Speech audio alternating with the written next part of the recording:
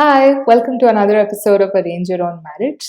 In last week's episode, we spoke about how to initiate conversation, what are the interaction protocols with an arranged marriage prospect. In today's episode, we're going to talk about how do you go on a date with somebody you've met on the arranged marriage market. How soon is too soon to meet, or where should you meet? What should you wear? What should you ask each other on the arranged marriage date? And what do you do after the date? So, all of these questions will be answered in today's episode. So, let's start right from the beginning. So, you've been talking to somebody for a while now. How do you know it's time to actually meet them?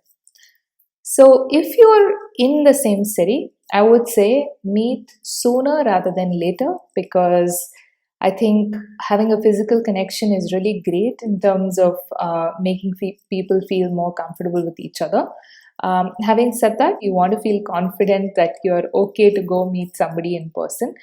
So I would say maybe, after a few texts that are exchanged over a few days, or, a phone call or two, maybe, I think it's a good time to go meet somebody in person. Now, the story is very different if they live in a different city or different country or a different time zone, and meeting immediately is not possible. In which case, you should gradually sort of progress to regular video calls. After two or three conversations, because that's the only way you can sort of keep in touch, keep the interest alive, but also be able to replicate what it's like to meet in person without actually putting pressure on each other to meet physically somewhere. Especially right now, given the current sort of circumstances due to COVID, people are not able to travel, and that shouldn't be held against people. If they're not able to fly anywhere to meet you. Also, more importantly, I don't think you should be making big decisions without meeting somebody in person. Um, just because this constraint exists, you shouldn't sort of discount meeting somebody, because there is so much you learn about people once you meet them. Now, if you've decided to go on a date and meet in person, you're in the same city, and you're taking all the care to sort of be safe, not putting your life or the other person's life in jeopardy. I would say always choose a place that is convenient for both of you. Either it can be center of the city, or it can be something that is easily accessible for both parties. So try and make sure that the location works for both of you. And make sure it's a nice sort of outdoor location, because people feel more comfortable outdoors. There's less pressure to just be looking at each other. Let's say you decide to actually take a walk somewhere, in a certain area, walk across all the busy streets, and keep talking while you do that.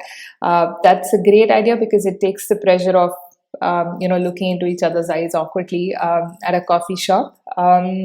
So you can think of very different ideas to explore on a date. Having said that, make sure that there is enough opportunity to talk and get to know each other, because that's the whole purpose of the date. Now, coming to what you should wear on a date, remember that the other person is evaluating you as a potential partner and making a judgment on whether they want to spend the rest of their life with you, and whether they want to be seen with you in pictures, whether they want to associate with you as a partner. So you want to be very well dressed.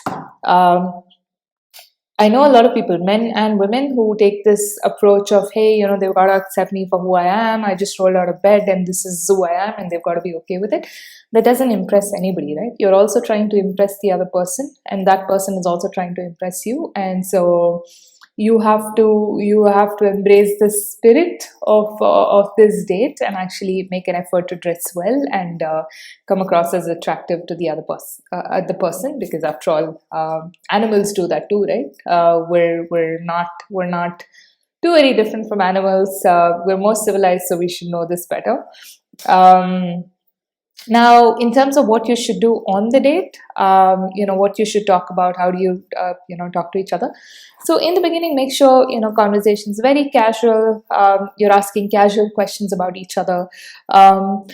try and avoid topics that are too generic and that is nothing related to either of you, where you're discussing some sports or politics or current sort of situation in the world or anything like that, because one, it doesn't add any sort of value in terms of who you are or who the other person is. So try and keep the conversations personal, but just not too personal. Although people are sick of, hey, what did you eat for lunch, what did you eat for dinner, you can say, hey, what are your interests outside of work, how do you spend time, or keep it casual in the beginning. Once you've identified what the other person's interest is, you can delve a little bit deeper, or once you've kind of said what your interests are, you can go a little bit deeper there. Make sure all of the conversation is about each other, and you're constantly learning about each other through things that they're very specifically telling you about themselves. Try and avoid reading between the lines, in the first one or two dates unnecessarily, or trying to overly read things, because I feel like it only leads to misjudgments, or you or the other person closing off really quickly and not having the chance to get to know each other. So try and keep the topics personal, but make sure that they sort of gradually become more and more personal depending on how comfortable both of you feel. Don't waste your dates. Make sure you ask questions that are important to you. Seen the episode where I talk about how to figure out what's important for you from a relationship. So make sure you go through that episode again. I'm going to add a link to that episode here. And make sure you ask questions that are relevant for you, and talk about things that are important for you and what you seek in a relationship on a date. So in the first 3 dates, you should basically know if this person brings all the values that you are looking for in a relationship or not. If by the end of the 3rd date, you still feel like you don't know enough about this person and you don't know if this person's going to bring the values that you value in a relationship, I would say you're sort of wasting your time. Anything that you do after 3rd date should be about getting to know each other a bit more beyond what you really want from a relationship. It should be about getting comfortable with each other and so on. So make sure you keep the pace very comfortable, both for yourself and for the other person. In terms of what do you do after the date, if you enjoyed the date, be nice to them, let them know that you enjoyed the date. See if they felt the same or how they felt, and whether you should see each other again. Even otherwise, if you don't want to see them again, make sure you actually get back to them and say, hey, I had a nice time, but I'm not really sure we're a great fit, but good luck with everything, and be clear. Don't ghost people. It's really not nice. Or don't keep them hanging. Don't be like, yeah, you know what, I'm going to give it a week. This person didn't respond to me, or this person didn't check with me, so maybe they're not interested either.